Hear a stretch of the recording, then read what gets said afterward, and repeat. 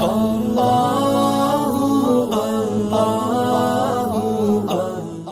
اللہ الرحمن الرحیم۔ یا منزل البرکات، اے برکات نازل فرمانے والے۔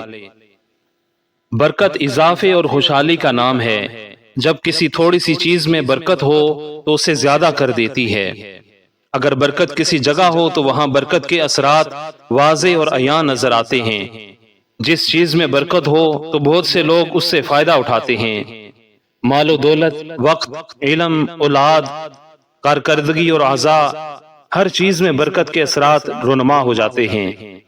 مسلمان برکت کی جستجو میں رہتا ہے تاکہ وہ جہاں بھی ہو اس کے جسم، اولاد، زندگی اور اس کے آس پاس کی ہر چیز میں برکت ہو جائے۔ چنانچہ رسول اللہ صلی اللہ علیہ وآلہ وسلم کے پاس جب موسمی پھل لایا جاتا تو آپ فرماتے، یا اللہ ہمارے مدینے میں برکت فرما، یا اللہ ہمارے سا میں برکت فرما، یا اللہ ہمارے مد میں برکت فرما، یا اللہ ہمارے مدینے میں برکت فرما، یا اللہ ہر برکت کے ساتھ دوہری برکت عطا فرما۔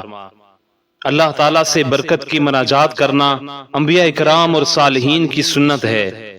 ختم خواجگان نقشبندیہ کے اس کلمے کے ورد اور دعا کے ذریعے اللہ تعالیٰ برکات کا نزول فرماتا ہے، جس کا مشاہدہ عملی زندگی میں کیا جا سکتا ہے۔